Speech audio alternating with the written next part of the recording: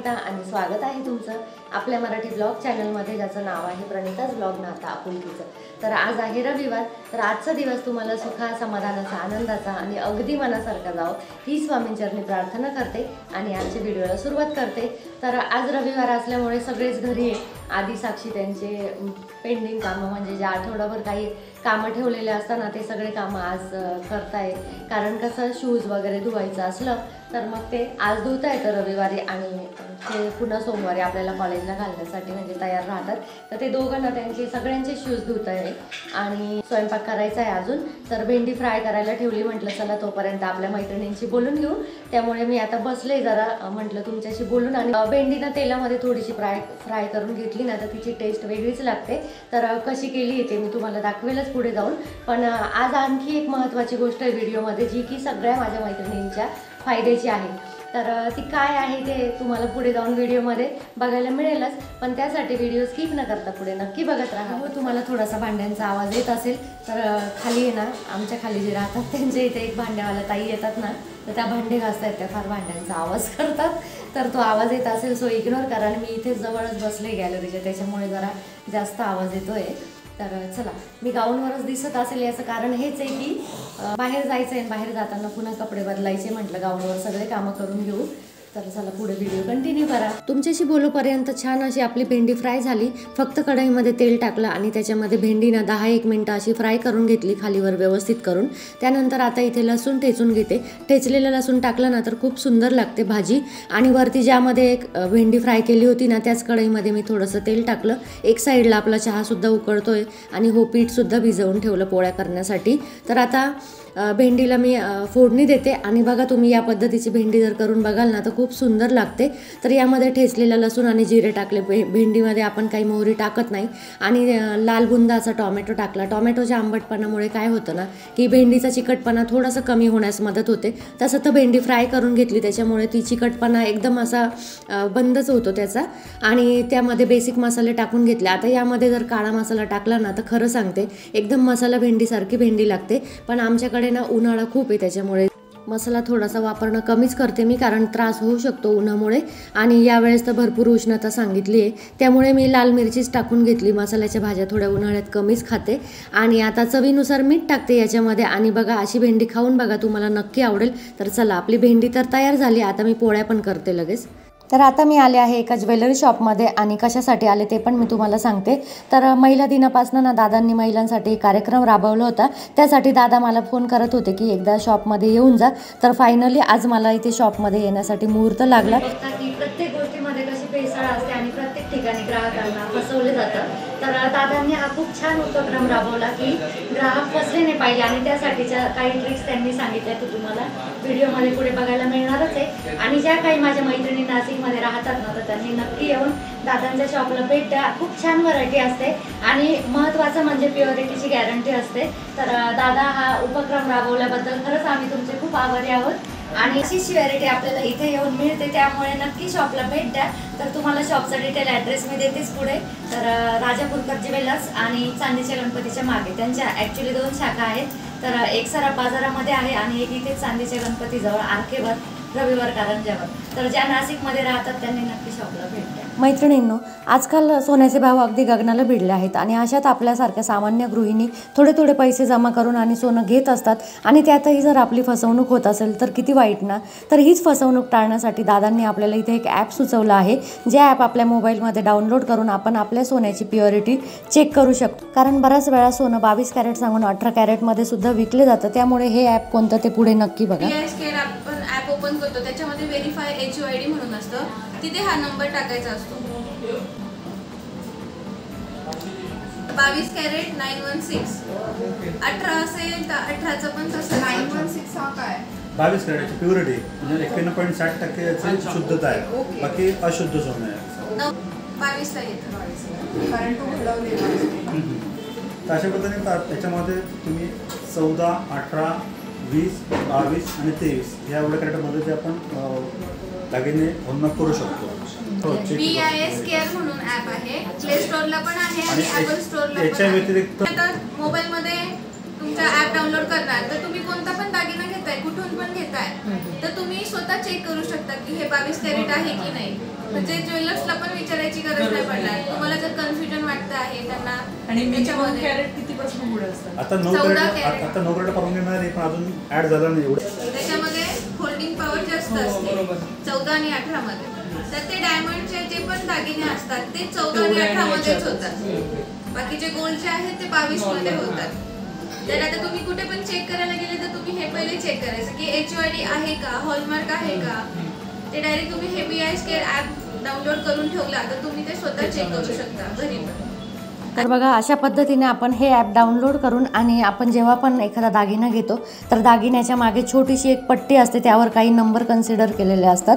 तर त्या ॲपमध्ये आपल्याला हे नंबर कन्सिडर करायचे आणि आपली प्युरिटी सोन्याची चेक करायची. तर अशा पद्धतीने दादांनी खूप छान अशी माहिती दिली आणि हे गव्हर्नमेंटचं ॲप आहे बरं का, त्याच्यामुळे काहीही कुठलीही भीती नाही.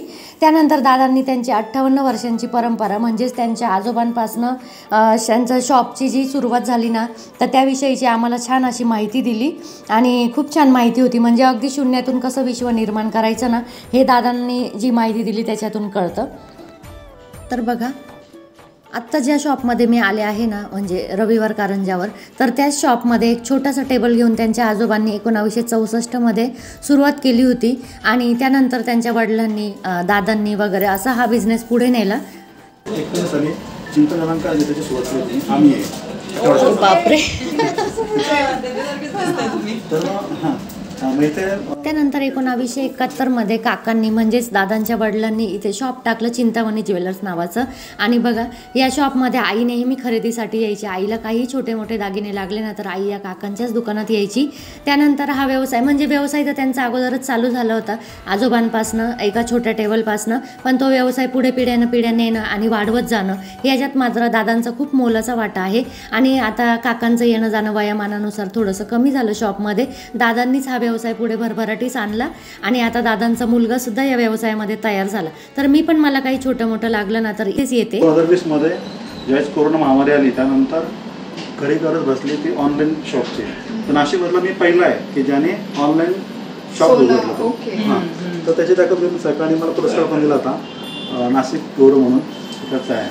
म्हणजे त्यावेळेस अशी गरज होती की लोकांना खरेदी काही करत नव्हतं तर मी ऑनलाईन सर्व पुढं करून दिलं आणि लोकांच्या घरी पैसे देते, ऑनलाईन पैसे केले ते ऑनलाईन लोकांनी सोनं खरेदी केलं त्यावेळेस. त्यानंतर दादांनी छानसं असं सन्मानचिन्ह आणि एक छोटीशी भेटवस्तू देऊन आलेल्या सगळ्या महिलांचा गुणगौरव केला. आणि बघा महिला दिनापासून तर जवळजवळ महिनाभर दादांनी हा उपक्रम राबवला आणि हा उपक्रम राबवण्यामागचा उद्देश मात्र एकच, ते म्हणजे जनजागृती. कारण गव्हर्नमेंटने हे ॲप काढलं आहे ज्याद्वारे आपण आपली फसवणूक टाळू शकतो. हे बऱ्याच महिलांना अजून माहिती नाही. महिलांचा उल्लेख करण्यामागचा उद्देश एकच की सगळ्यात जास्त सोनं घेण्यामागे ना महिलांचा जास्त हात असतो. छोटी छोटी बचत करून आपण आपले सोनं घेत असतो, थोडं थोडं जमा करत असतो आणि त्यातही आपली जर फसवणूक होत असेल तर अत्यंत वाईट गोष्ट आहे. त्यामुळे तुम्ही पण हे ॲप डाउनलोड करा आणि आपण जो दागिना घेतो त्या दागिन्याच्या मागे एक छोटासा नंबर कन्सिडर केलेला असतो, तो नंबर त्या ॲपमध्ये टाका आणि आपल्या सोन्याची प्युरिटी आपण तिथे चेक करू शकतो. याचबरोबर दादांनी स्वतःचं पण एक ॲप काढलेलं आहे, ते म्हणजे आपल्यासारख्या सामान्य महिलांसाठी आपण थोडी थोडी बचत करून छोटे मोठे दागिने करू शकतो यासाठी ते ॲप आहे आणि या ॲपची माहिती आपण पुढे जाणून घेऊयात. राजापूरकर सराफ नावाचं आपलं ॲप आहे. प्ले स्टोअरला पण आपल्याला अवेलेबल असेल आणि ॲपल स्टोअरला पण अवेलेबल असेल. ते तुम्ही डाउनलोड केल्यानंतर तुम्हाला डेलीचा जो रेट अपडेट असतो तो सुद्धा कळेल आणि तुम्ही त्याच्यातनं परचेसिंग पण करू शकता आणि तुम्हाला SIPचं पण ऑप्शन आहे. सगळ्या डिटेल्स तुम्ही जेव्हा शॉपमध्ये येणार तेव्हा आपण तुम्हाला सगळ्या डिटेल्स सांगू. म्हणजे तुम्हाला जर वेळ नसेल तर तुम्ही त्यावरतून पण परचेसिंग किंवा SIPचं पण ऑप्शन आहे त्यात. म्हणजे तुम्ही जर 11 महिने जर पे करताय तर 1 महिना आमच्याकडनं असतो. त्यात बाकीच्या ठिकाणी कसे पैसे जमा ठेवतात, आपल्याकडे सोनं जमा होतं. अच्छा, म्हणजे जो रेट आहे त्या रेट प्रमाणे तुमचं सोनं जमा होईल.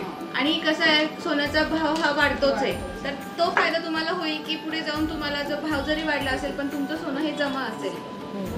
आणि पैसे जमा केल्यानंतर काय तुम्हाला 1000 रुपयाप्रमाणे तुम्ही जर 11 महिन्याचे करता ते 1 महिना त्यांच्याकडनं 12,000 रुपये जमा होतील. तेच जर तुमचं सोनं असेल तर सोन्याचा रेट हा वाढतोच आहे तर सोन्याचा रेट पण तुम्हाला जास्त भेटेल त्या. 2 बेनिफिट होतात. एक बेनिफिट आमच्याकडनं जे एक हप्ता भेटणार आहे तो एक बेनिफिट असतो आणि एक सोन्याचा भाव जो वाढलेला आहे त्याचा पण एक तुम्हाला बेनिफिट भेटतो. म्हणजे मग त्या ते तर आता 12 महिन्याचे पैसे साठवले त्याचं जितकं सोनं साठलेलं असेल त्याची वस्तू करता येते तुम्हाला. पर्चेसिंग पण तुम्ही एक 10 रुपयापासून तुम्ही त्यामध्ये परचेस करू शकतात. तुम्ही 22 कॅरेटचं परचेस करा किंवा 24चं करा, ते तुमच्यावरती डिपेंड आहे. म्हणजे तुमच्याकडे आज उरलेत 1000 रुपये उरलेत, 500 रुपये उरलेत, त्यामध्ये तेवढं सोनं तुमचं जमा होईल, ते तुमचं जमाच राहील त्याच्यामध्ये. त्या रेटप्रमाणे तुम्हाला सगळं डिटेल्स सुद्धा त्याच्यामध्ये येतील. बिल जनरेट होतं त्याचं, पूर्ण बिल तुम्हाला त्याच्यात दिसेल. तुम्हाला जेव्हा वाटतंय की तुम्हाला रिडीम करायचंय 2 ग्रॅम कम आहे, 3 ग्रॅम कम आहे, तर तुम्ही कधी पण येऊन दुकानामध्ये ते रिडीम करू शकता.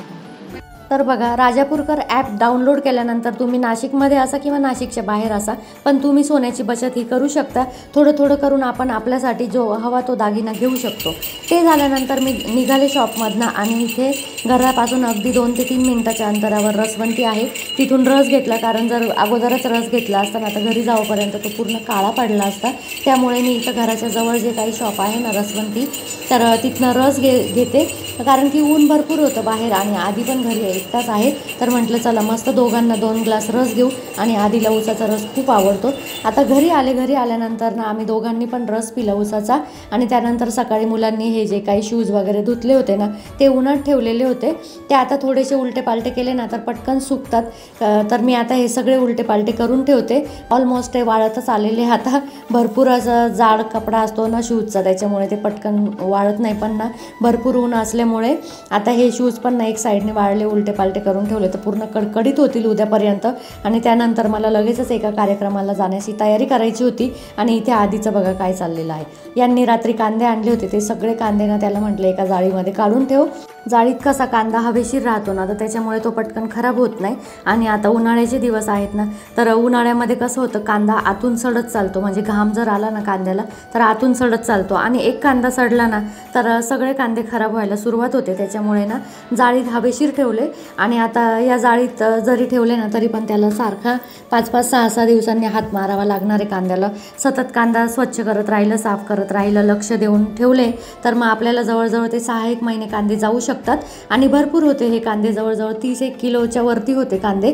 त्याच्यामुळे मला पूर्ण पावसाळाभर जातील आता हे कांदे. पण ना फक्त त्याची थोडीशी काळजी घ्यावी लागेल एवढीच. आणि कुठलीही गोष्ट आपण स्टोअर करून ठेवली ना, मग ते गहू असो, तांदूळ असो किंवा कांदे असो, तर आपल्याला थोडीशी काळजी ही घ्यावीच लागते. गहूसुद्धा बघा, आपण जर व्यवस्थित औषध वगैरे मारून ठेवलं ना तर वर्षभराचा गहू आरामशीर टिकतो. बऱ्याच जणींना गव्हाचा खूप प्रॉब्लेम येतो का गव्हाला कीड वगैरे लागते, आळी लागते. पण एका व्हिडिओमध्ये दाखवलं होतं की गव्हाची काळजी कशी घ्यायची, त्याच्यामध्ये कुठल्या प्रकारचं औषध टाकायचं. तर ते औषध टाकल्यानंतर गहूसुद्धा आपला वर्षभर टिकतो. आणि उन्हाळा हा ऋतूच असा असतो की आपण बऱ्याच गोष्टी वर्षभरासाठी स्टोअर करतो. त्यापैकीच हा एक कांदा होता. आणि तुम्ही बघू शकता जाळीच्या बाहेर चालले कांदे. तर आता काही नाही, हे थोडेफार ना मी जे वापरण्याचं आपलं जाळं आहे ना किचनमधलं, तर त्याच्यामध्ये हे थोडेसे कांदे काढून ठेवेल, म्हणजे याच्यामध्ये ना एकदम गच्च होणार नाही. त्यानंतर एका कार्यक्रमाला जायचं होतं जसं तुम्हाला सांगितलं, तर तिथे आले. तर हा कार्यक्रम माझ्या भाचीकडे होता. भाची म्हणजे माझ्या बहिणीची मुलगी, सख्खे चुलत बहिणीची मुलगी. तर तिच्याकडे हा कार्यक्रम होता. आणि 3 दिवसांचा कार्यक्रम होता. म्हणजे नवचंडी, वास्तुशांती वगैरे सगळंच होतं. तर त्यामुळे मी मागचे 2 दिवस येऊन गेले, पण ना मी तो व्हिडिओ वगैरे काही केला नाही. कारण नातेवाईक वगैरे असतात, त्याच्यामुळे मग मी काही व्हिडिओ वगैरे करत बसले नाही. आणि आज मात्र ना संध्याकाळी आले आहे. तर कार्यक्रम दुपारचा असतो, तुम्हाला तर माहितीच असेल बऱ्याच जणींना. सकाळपासून कार्यक्रम चालू होतो तर दुपारपर्यंत साधारण चालू असतो कार्यक्रम. तर बघा, इथे नवचंडीचा होम वगैरे आहे आणि इथे वास्तुशांतीची पूजा वगैरे मांडलेली आहे. आणि सगळे पाहुणे वगैरे वरती गच्चीवर आहेत, कारण जेवणाचा कार्यक्रम गच्चीवर ठेवला आहे. आणि आता ही संध्याकाळची वेळ आहे ना, तर सगळेजण गच्चीवर गेलेले आहेत, काही जण आहे म्हणजे घरात. आणि बघा मांडणी पूजेची किती सुंदर केलेली आहे ना. आणि हा जो मुखवटा आहे ना, हा आमच्या इथेच आरकेवर म्हणजे रविवार कारंज्यावर घेतलेला आहे. पण किती सुंदर मुखवटा आहे बघा. आणि त्यामुळे ना देवीचं रूप पण एकदम खुलून येत आहे, अगदी सोन्यासारखं दिसतो मस्त. तर अशी होती ही पूजेची मांडणी. तर मी पण ना इथे मनोभावे दर्शन घेतलं आणि त्यानंतर गच्चीवर जाते, कारण की सगळे नातेवाईक आमचे गच्चीवर आहेत. आणि 3 दिवस इथे सगळी लगबगच होती नातेवाईकांची. आता आज पूजेचा शेवटचा दिवस आहे, त्याच्यामुळे आज मी संध्याकाळी आले.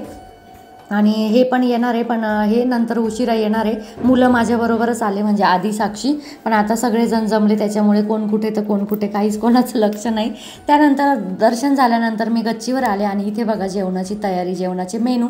तर छान छान असा जेवणाचा मेनू ठेवलेला होता. आणि तिला मी अगोदरच सांगितलं होतं की गुलाबजाम ठेवून, मला गुलाबजाम खूप आवडतात, कारण ते तर इथे तिने गुलाबजाम पण ठेवले होते आणि बघू शकता वांग्याची भाजी, भरलेल्या वांग्याची, त्यानंतर बटाट्याची भाजी, पुऱ्या, पापड, लोणचं, कोशिंबीर, जिरा राईस वगैरे असं सगळं काही जेवण होतं मस्त.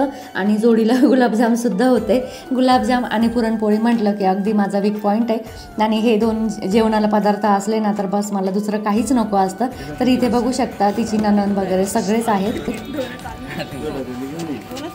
तुम्ही घेऊनच बसले का? थांबा मग आता पहिले येतेच आता मी वाट बघेल, गुलाबजाम नाही बघत आहे. दादा घे, चालू आहे बरं का.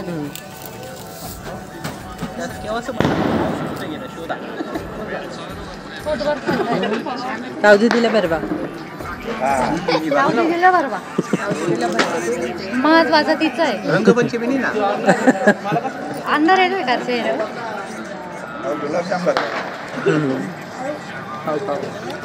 ही माझ्या बहिणीची मुलगी म्हणजे आमची लेक आणि हे आमचे जावई. गुलाबजाम खायची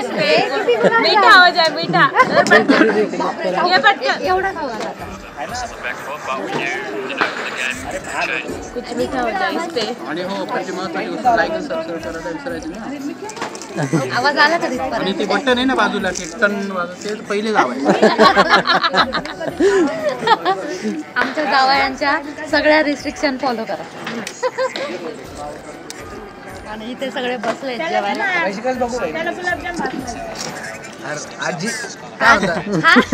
कशाला व्लॉग चालू आहे? ओ माय गॉड इतना कट कर लो, बीप डाल दो. आजी म्हणतोय सगळे बीप कर दो. बेइज्जती कर डाली. हे सगळे तिच्या नंदेचे मुलं आहेत आणि इकडे तिच्या ननंदबाई, इकडे तिची पुतणी आहे आणि तिकडे सासूबाई महत्वाच्या. आणि इथे जाऊबाई बसल्या आहेत. त्या साईडने दाखवते तुम्हाला. जाऊ बाई एकदम जोरात. हो, जाऊबाई जोरात इथे बसलेल्या आहेत.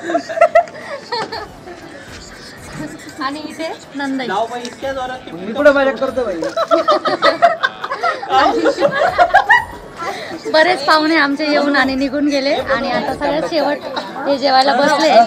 तर सगळ्यांची शूटिंग घेण्यापेक्षा मी अशा मेन लोकांची म्हणजे मेन माणसांची शूटिंग घेतली. आणि ताईंच्या माझ्या रील तुम्ही बघितल्या असतील, बघितल्या नसेल तर नक्की बघा. तर चला इथेच आपल्या व्हिडिओचा एंड करते. व्हिडिओ जर आवडला असेल तर शेअर करा आणि हो कमेंट करायला विसरू नका.